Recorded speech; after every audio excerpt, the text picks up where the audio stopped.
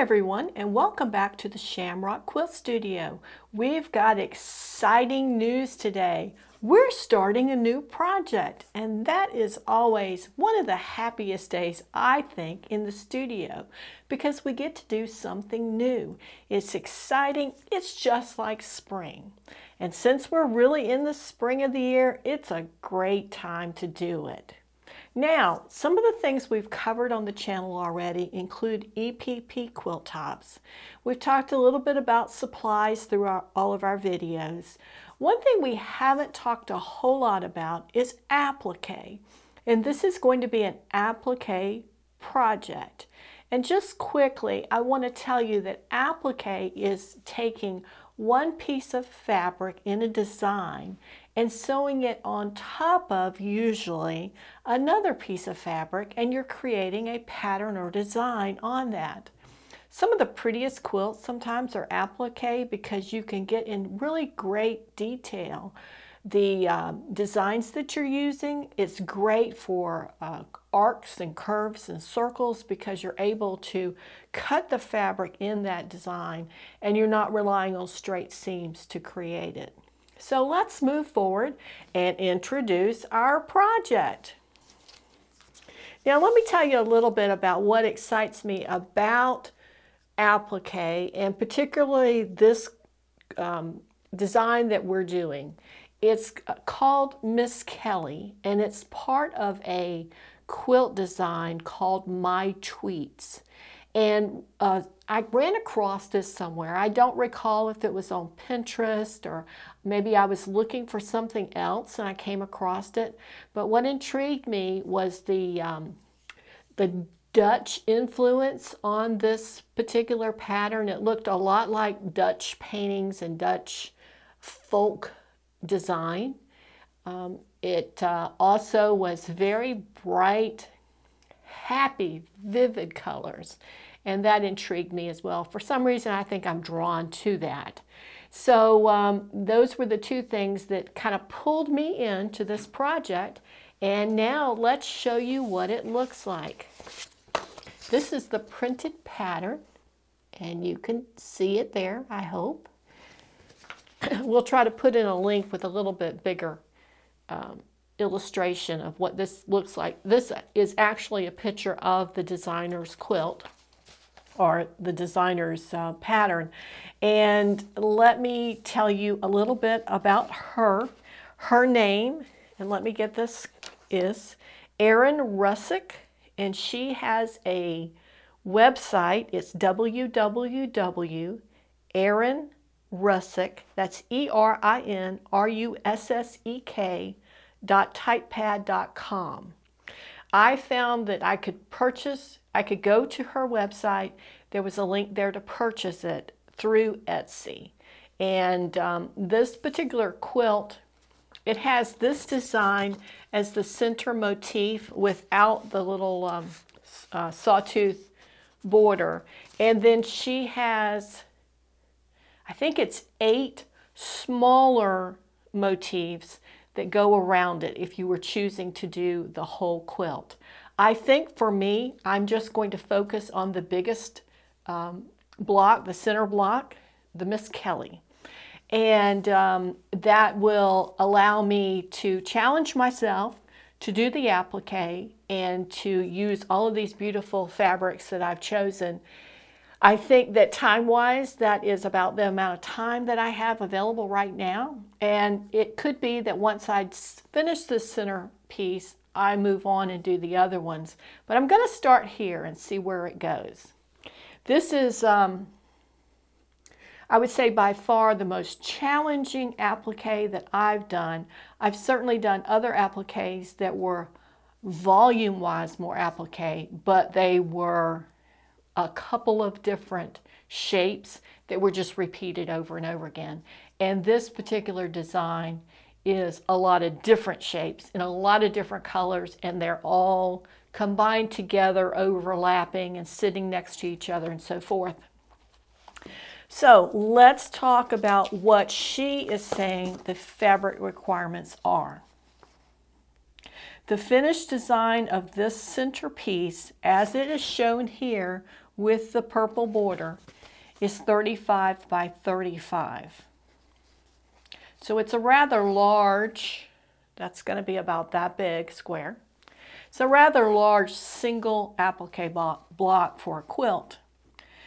For the background, it's stated that it needs a 26 by 26 square of background fabric, various fat quarters for applique and shapes. The sawtooth border requires a 1/4 yard of purple and a 1/4 yard of the background fabric. The vase itself is 1 fat quarter, and the outer border is 3/4 of a yard. The binding for this, she's recommending 3/8 of a yard, and that is a lot. I will not be putting down her fabric requirements on what I attach and the links down below the video. I am going to give you the links for the fabric that I chose, and I will tell you how much fabric I bought. I don't want to step into her arena for her pattern, because it is important when someone designs a quilt pattern that you purchase it from them. But I'm going to give you enough information based on how I am going to do this that you should be able to follow along if you like. And I would, however, recommend buying her pattern if you are going to do a sew along with me.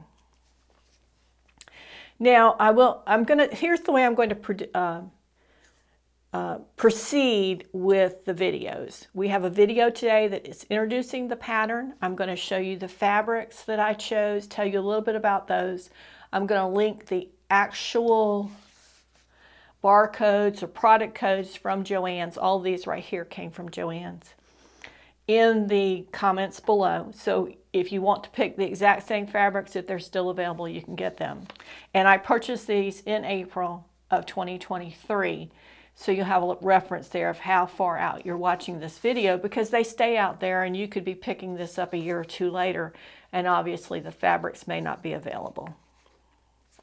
In addition to the fabric that I talked about, she does recommend basic sewing supplies, a rotary cutter and mat, which we all should have, thread to match the applique fabrics. I'm going to be using mostly grays, either light gray or dark gray. In some instances that may not be appropriate. It may show too much, and if that's the case, I'm going to my stash of embroidery floss to applique these pieces on, because I have a huge variety of that on hand.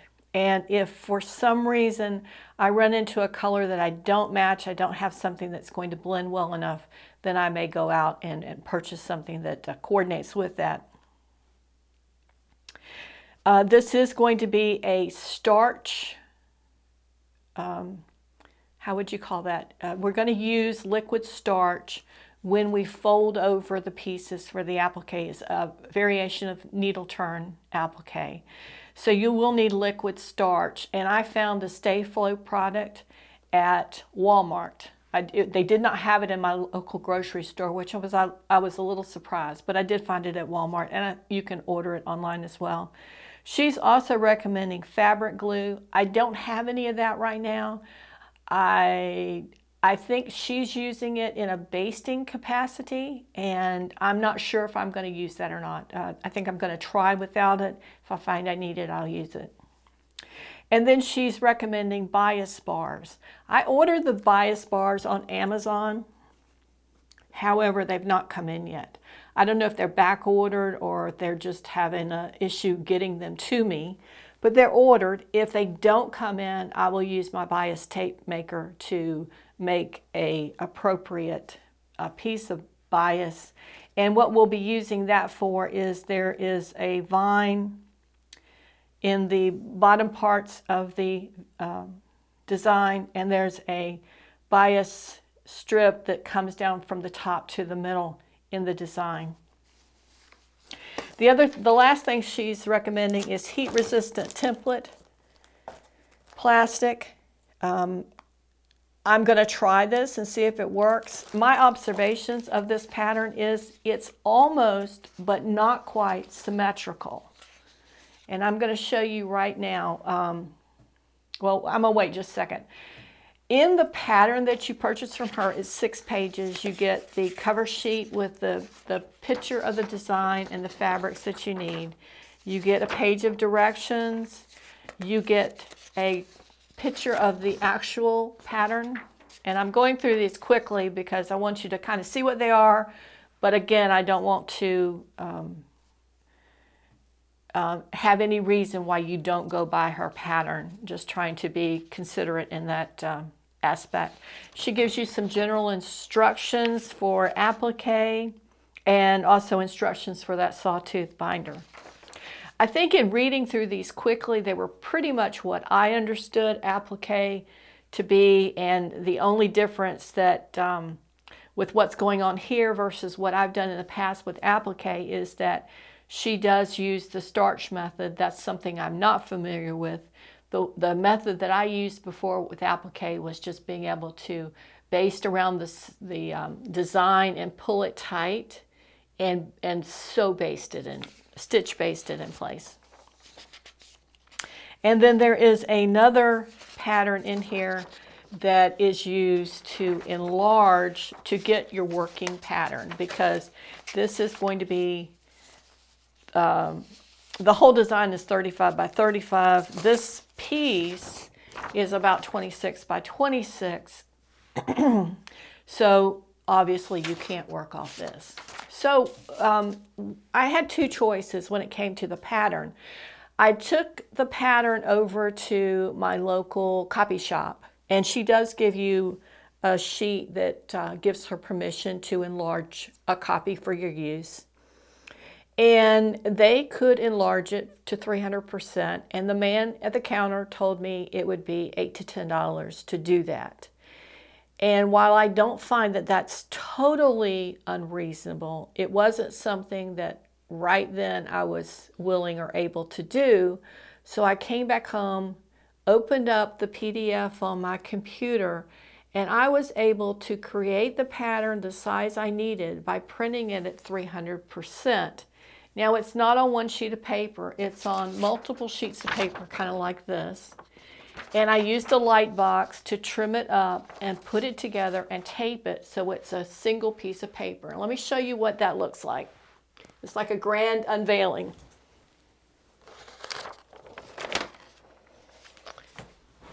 So here's your pattern. Now, I talked about a light box, and you might not have a light box, and that's good, we're fine.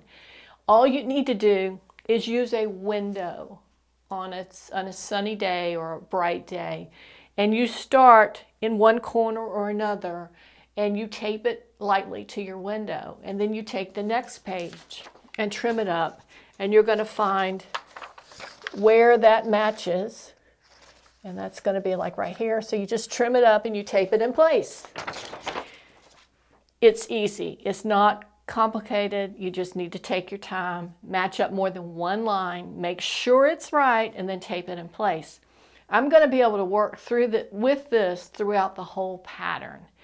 And we will take that in probably one of our first videos about this and how we're going to work off this. This is exactly the same way that when I did my cherry rose quilt, I took the pattern out of the book and recreated it on a piece of poster board.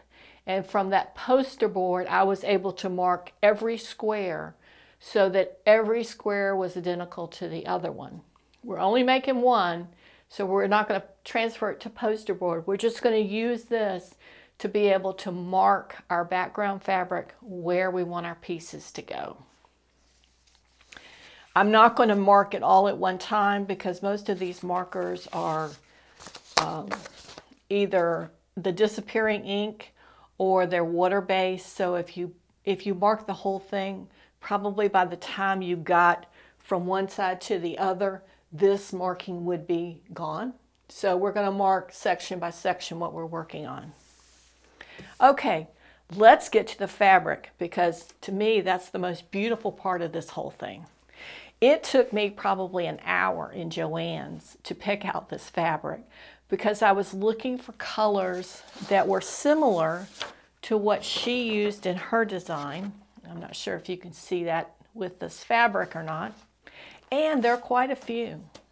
So I'm going to go through them real quick. I'm just going to give you the brand and the name. And like I said, the product numbers will be down below. And we're just going to run through these really quickly. I'm going to use a plain white So Classic pattern. Let me get that right. A plain white So Classic fabric for the background. And I have everything here except the fabric for the vase. And I'm going to go shopping later in my stash to see if I have something for the vase. And if I don't, I'll have to go again. Or I may choose to go with a solid fabric for the vase. Just because I didn't find anything when I was at the store before, and I wanted to keep moving with this project.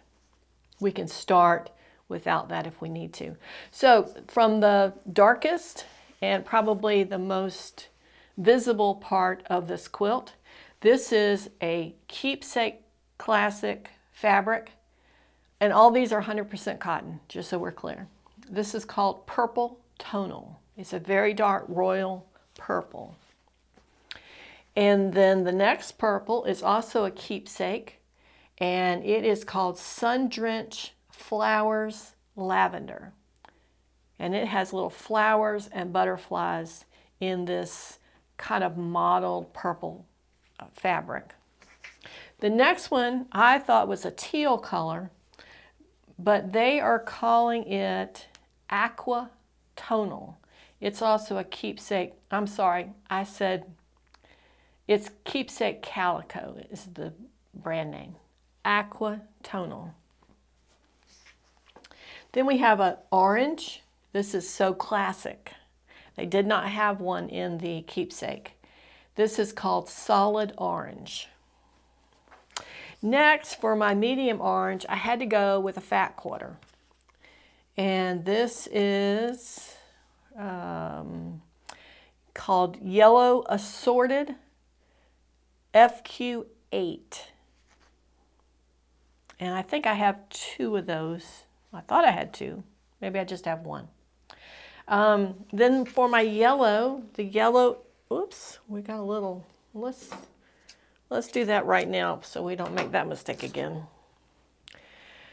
For the yellow, this is a Keepsake. This is called Fancy Butterfly Yellow. Then in the greens, for my darkest green, I went with a fat quarter. This is Green Assorted Fat Quarter 14, and it's kind of a medium green with some white plus marks. For my next green, this is also a fat quarter. It's called White Scroll on Green FQ, and it's just a little swirly design. And for the last green, it's a Keepsake Calico Pin Dots on Sage. And then into the pinks. The darkest pink is a Keepsake Calico Pink.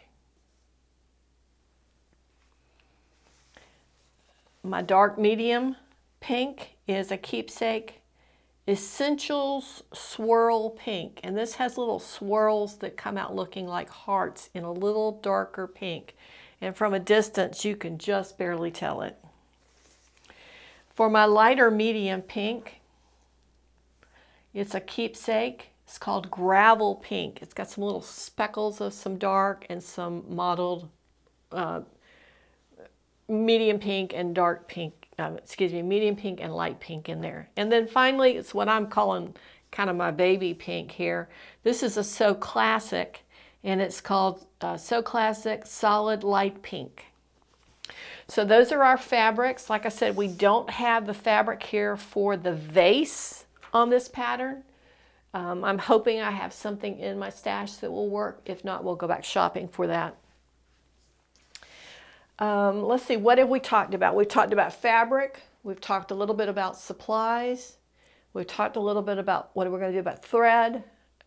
the background fabric we've covered.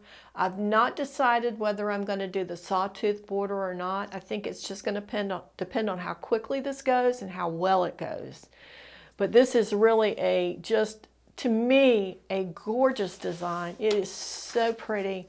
It is cheerful and bright, and just elicits happy emotions. And when you're going into spring, like I said, I think that's a project that can really lift your spirits. This would also be a great project for the middle of winter. If things are dreary where you are and you need something happy and light to work on, it might be a great project.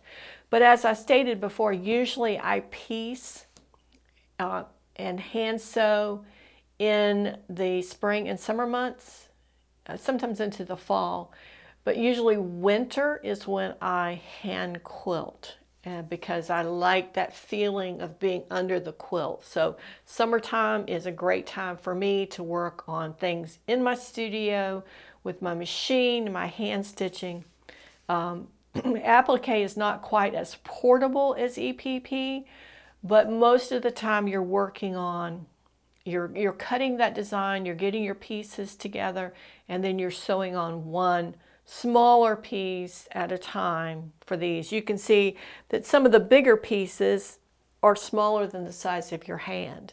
Most of them are, like this is probably the size of a quarter, if that gives you a little bit of confirmation about how big it is and how much fabric it's going to be and what it's going to look like and what you're going to be dealing with sewing on. So you could be sewing on something the size of a quarter, or something a little bit bigger here when you're talking about this vase, or tiny little pieces. This is smaller than a dime. So a great variety in sizes.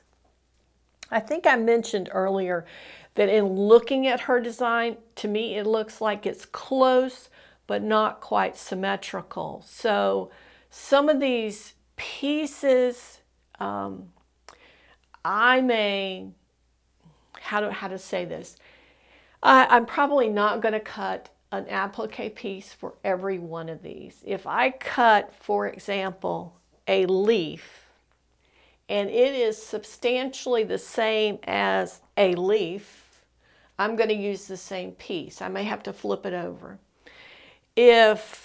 And I think that these two are probably the same anyway, but even in these, this F7R and F7, I think even if they're not exactly the same, I'm probably going to use that same piece of Mylar. It'll save me time, and it will be close enough to the design that it will essentially look like it. So I think that will save me some time and effort in getting this wrapped up and moving on quickly. And then, of course, this and this are the areas where we're going to be using the bias strips. So not too much in this particular pattern piece that we're going to need to work with on the bias strips. So I think that that's all that I have for you as far as the pattern goes. I will not, this series of videos will come out on Fridays. So we will not have, this is coming out on Monday, we will not have a video this Friday. I'm going to wait and start the videos the following Friday. That's 2 weeks to allow for shopping if you want to sew along with us and at least get some of your basics together so you can begin on this. And the first thing we're going to do when we start is I think we're going to start probably with the flower up top. Those are big pieces. They're going to come, I think we're going to be able to use one set of pieces for one side for the other side. So I think that'll be very quickly.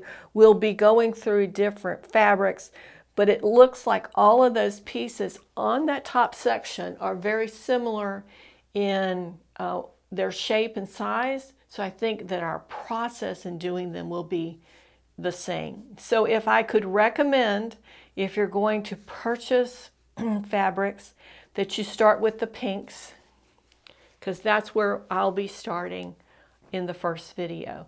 And you'll need your background fabric, of course. The first video will be trimming up the background fabric, making some rudimentary marks with our disappearing marker or our water-soluble marker. Most likely we'll put some registration marks on our fabric.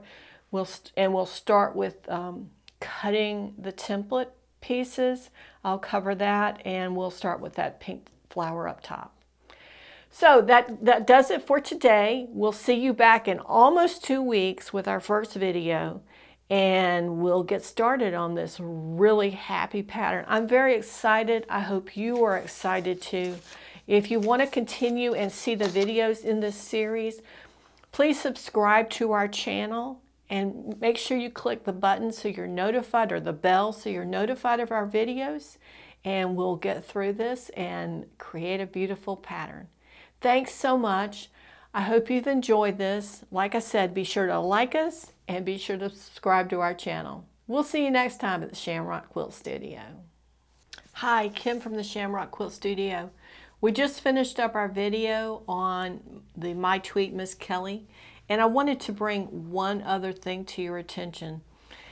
On this particular design, because we have so many very bright and vivid colors, some of them dark, some of them super light, one thing I am going to do for this is pre-wash my fabrics.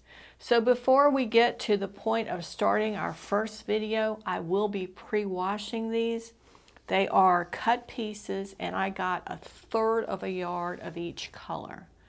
So I will be pre-washing these and allowing them to dry so that we're ready for our first video.